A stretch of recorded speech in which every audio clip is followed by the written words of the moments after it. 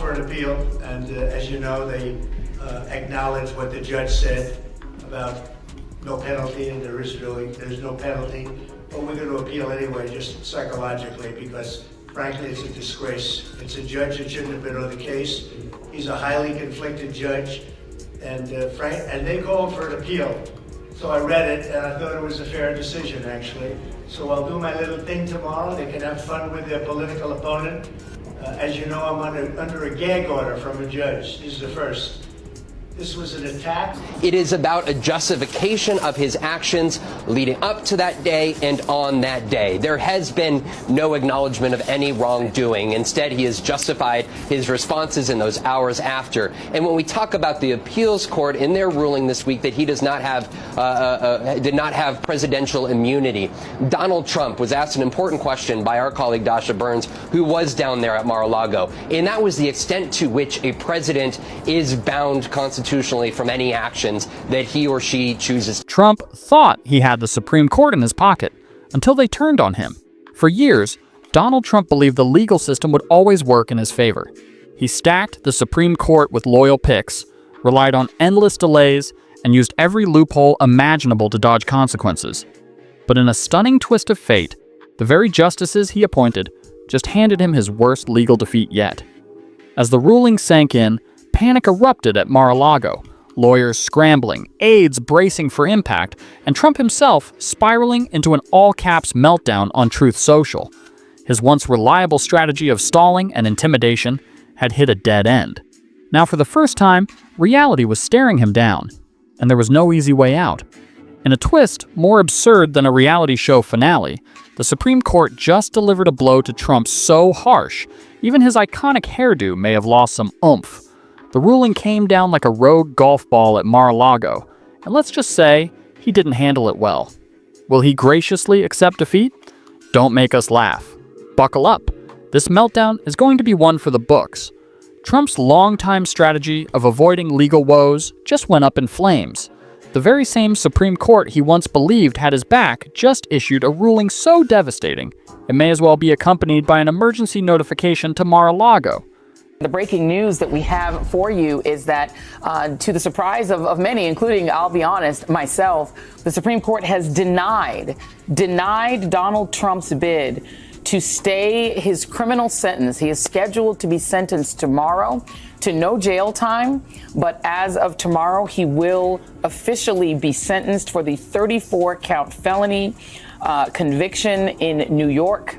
The Supreme Court asked and answered. They have said no to Donald Trump's bid to stay his... This was no minor setback legal, which was a huge one, the sort that keeps even the best attorneys up all night. Trump had been staking everything on a last-minute rescue, assuming the justices, a majority of whom he had appointed himself, would throw him a lifeline. Wasn't this his court? The one that had been conservative-friendly? The judicial safety net he had believed he could rely on? But instead of bending to his will, they did the impossible. They applied the law. The decision fell like a thunderclap, ripping apart whatever tenuous legal argument he had remaining. Whether it was keeping him off the ballot, the argument on immunity is very important. The president has to have immunity. This has nothing to do with me. This has to do with a president in the future, for 100 years from now. If you don't have immunity, you're not going to do anything. You're going to become a ceremonial president. You're just going to be doing nothing. You're not going to take any of the risks, both good and bad. I mean, you're going to make some great decisions and save the country, and you're going to make some decisions which are unfortunate, but that's the way it is. But you're not going to do anything if you don't have immunity, because otherwise you're going to be prosecuted after you leave office for doing something like going into an area, going into a country, doing lots of things that you wouldn't be doing.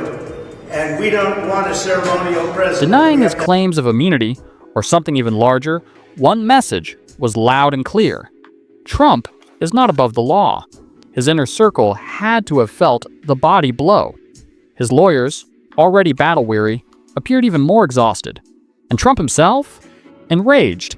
Doesn't even begin to describe it. This was to be his grand return.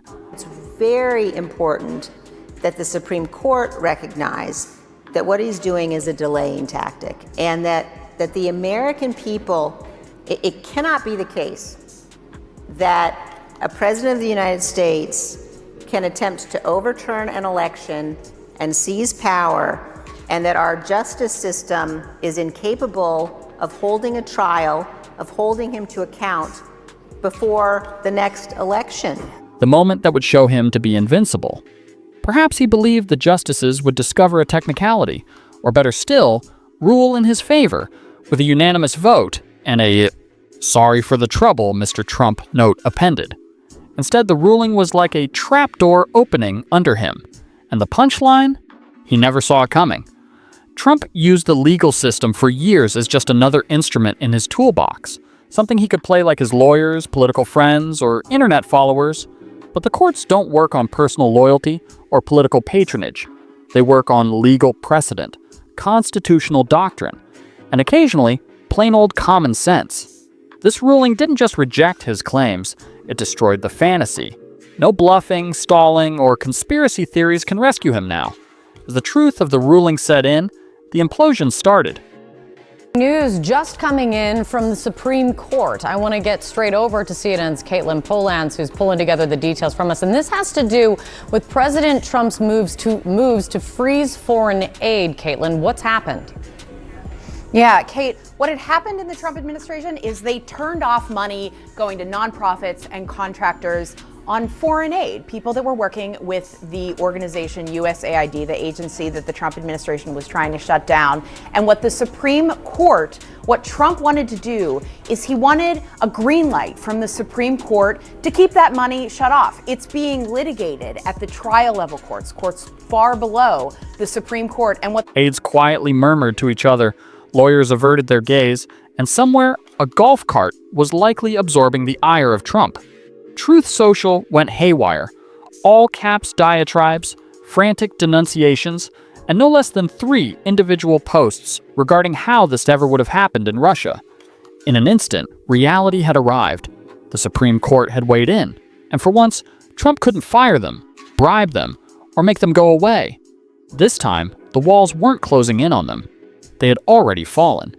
Inside Mar-a-Lago, there was quiet for roughly 3 seconds before it burst into smithereens like a tacky chandelier. His staffers had been holding their breaths, but nothing could adequately prepare them for the Category 5 Trump storm that was raging around them now. Phones began ringing, lawyers looked at each other in pure horror, each hoping against hope they wouldn't be the unfortunate one tasked with explaining the ruling in terms simple enough to prevent another blast. While, in another room, Melania is said to have looked at the TV, sighed, and resumed scrolling her phone. She'd watched this episode before. But Trump? He was losing his mind. "I want them all fired," he bellowed, apparently unaware that Supreme Court judges, being rather different from apprentice contestants, cannot be discharged with a sensational point of the finger. A try was made at explaining it to him, but his attempt at speech was promptly overpowered by a whole new conspiracy theory taking shape on the spot. This was rigged. They're all against me. Kavanaugh? A backstabber? Gorsuch? Never trusted him. Barrett? A total disaster. It was roughly like he personally handpicked Theses justices, which, ironically, he did. Behind the scenes, actual panic was beginning. His aides struggled to come up with a damage control plan, but what did they have to say?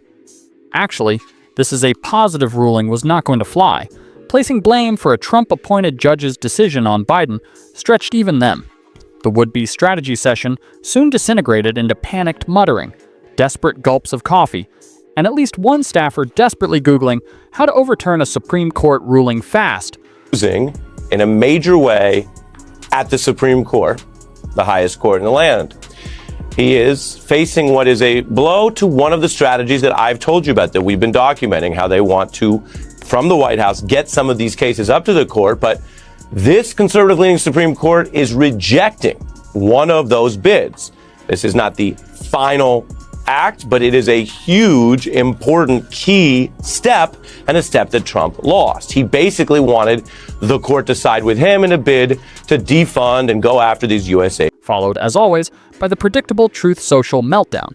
Aides had seconds, seconds to grab his devices before he might unleash a digital rant that would make his January 6th tweets sound like Sesame Street proverbs. In the meantime, a quick response team descended on conservative news outlets, dishing out pre-approved sound bites. This ruling raises serious constitutional questions. A sad day for democracy. The real crime here is how they're treating President Trump. Fox News anchors wavered. Do they stand up for the justices or go along with Trump off a cliff? Not sure where the political winds were headed, some took the safe route and cut away to commercial. And so Mar-a-Lago became hysterical. Aides scrambled away. Others attempted, and failed, to compose him. The ketchup bottles? Complete casualties. The aftershocks of the verdict struck quicker than Trump's thumbs could peck out witch hunt in capital letters. This was no mere legal setback. It was an all-out calamity. His defenses? Torn apart. His 2024 hopes? Shattered. But most awful of all, his ego took a direct shot. All the cases Trump is embroiled in, whether it's election tampering, classified information, or the "I swear I hardly knew those phony electors" farce, just became a lot more difficult to wriggle out of. His whole legal strategy has been based on stall, deflect, and threaten. But now the Supreme Court just put the brakes on that strategy. And let's just say, he's not taking it well. Even legal experts, even some who normally come to his defense, highlighted the glaring, he should have known better. Even the conservative justices, the hand-picked ones like a reality television judge rounding out a fantasy roster, knew there was only so much legal contortion they could make legitimate before the whole system imploded from its own hypocrisy.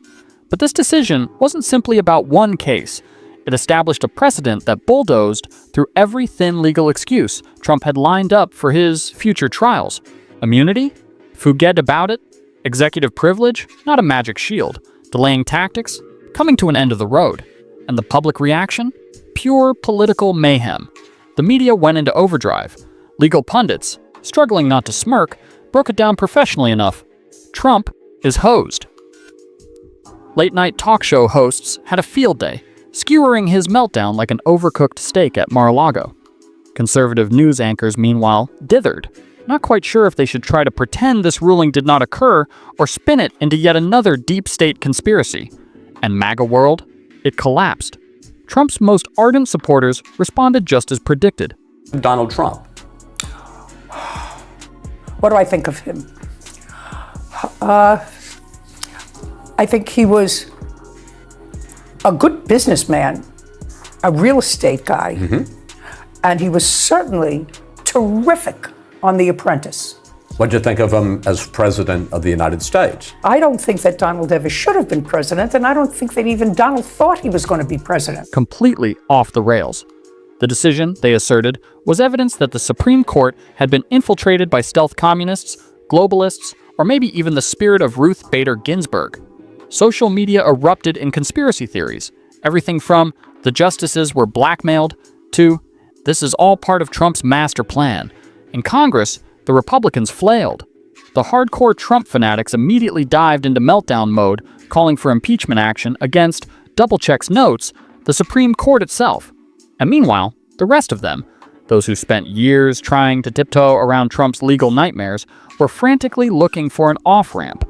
Republicans, who had been attempting to position themselves as out of this, without in fact condemning Trump, came suddenly afflicted with an acute case of, I haven't seen the ruling yet.